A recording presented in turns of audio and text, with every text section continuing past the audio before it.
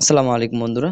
তো রমজান মাসের জন্য এই সেটিংটা করে রাখা সবার জন্য জরুরি। ঠিক আছে? সকল মুসলিমদের জন্য এই সেটিংটা করে রাখা কিন্তু জরুরি। দেখতে পাচ্ছেন এখানে আমার স্ক্রিনে অটোমেটিক কিন্তু একটি টপ আপ চলে আসছে। এই যে দেখতে পাচ্ছেন আজকে কত তারিখ, কত কি বার, এশারের নামাজ, তাহাজ্জুদের নামাজ, সূর্যোদয়, সূর্যাস্ত এবং সেহরির টাইম সবকিছু কিন্তু এখানে দেখাবে। ঠিক আছে? তো এখানে এই আপডেটটা এই সেটিংটা কিভাবে করবেন আমি ভিডিওতে দেখাবো। চলুন ভিডিওটি শুরু করছি। এখানে দেখতে পাচ্ছেন অটোমেটিক সব কিন্তু ভেসে যাচ্ছে এখানে।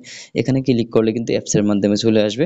তো আপনি এই অ্যাপসটি আপনার ছোট্ট একটি অ্যাপস ডাউনলোড করতে হবে। সবচেয়ে অনেক ছোট্ট একটি ডাউনলোড করতে হবে অ্যাপসটি।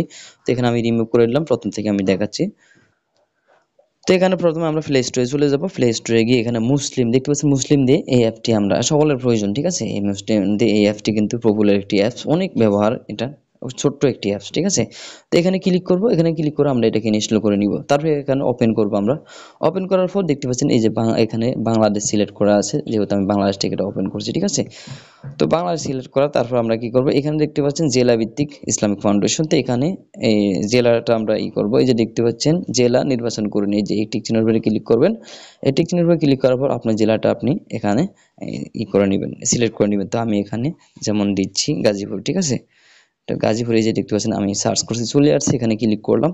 ক্লিক করার পর নিচে দেখতে পাচ্ছেন সেভ, সেভে ক্লিক করুন, আবার সেভ দিবেন, 2 নাম্বার সেভে।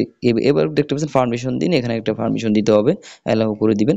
তারপরে এখানে দেখতে পাচ্ছেন সেভ, একেবারে এটা কিন্তু রেডি। তবে এটার ভিতরে কিন্তু সকল কিছু পেয়ে যাবেন। এখানে কোন নামাজ কয়টা, এবং কি নিচে দেখতে পাচ্ছেন সালাতের নিষিদ্ধ সময়, এবং কি নফল নামাজের ওয়াক্ত।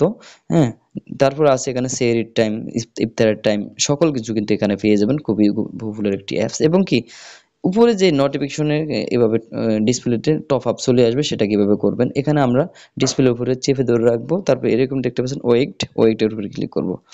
এখানে ক্লিক করার পর দেখতে পাচ্ছেন সকল অ্যাপসগুলো চলে আসবে। এই যে মুসলিম ডে, এই অ্যাপসটার মধ্যে ক্লিক করবেন। তারপরে নিচে দেখতে পাচ্ছেন অ্যাড টু ডেস্কটপ, এখানে ক্লিক করবেন।